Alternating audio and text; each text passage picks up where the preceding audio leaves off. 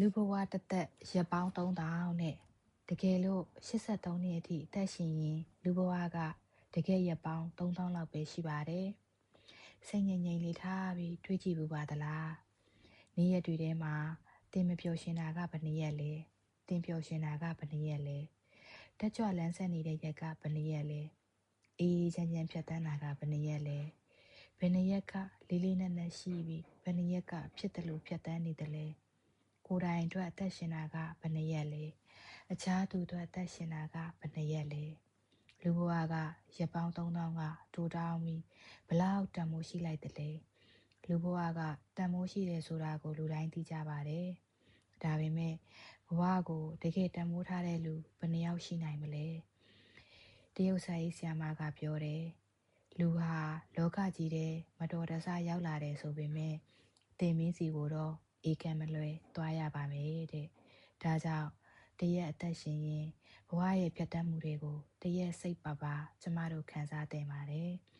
ကိုယ်စိတ်ကိုအိမ်မက်အတွက်ကြိုးစားအထောက်နေချိန်မှာ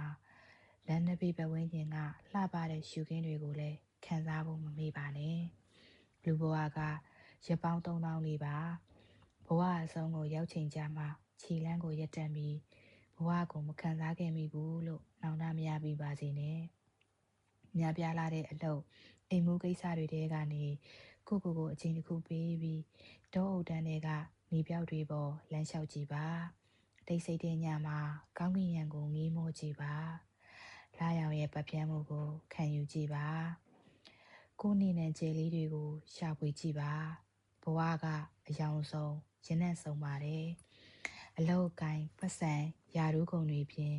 ဘဝမှာကျမတို့ခန်းစားသက်ဝင်လို့ရတဲ့လှပတဲ့အရာတော်များများရှိပါသေးတယ်။အရသာကောင်းတဲ့အိမ်ချက်သမီးဟင်းချမ်းမြေ့တဲ့မိသားစုဘဝတိမ်ပြူပြူကောင်းကင်ပြပြရောင်စုံပန်းတဲ့မြက်ခင်းစိမ့်တွေလွင်မြင်ကျယ်ကြီးတွေပင်လယ်ကြီးတွေရှိပါသေးတယ်။အဲ့ဒီအပြင်ကြပြဂီတစာအုပ်တငယ်ချင်းမိတ်ဆွေအားကစားဂျာတူပွဲတော်တွေရှိပါသေးတယ်။လူဘဝရက်ပေါင်း3000လေးပါ။နောင်ဘဝဆိုတာရှိချင်မှရှိပါလိမ့်မယ်။စိတ်ညစ်ကြေးကွဲဝမ်းနေစရာ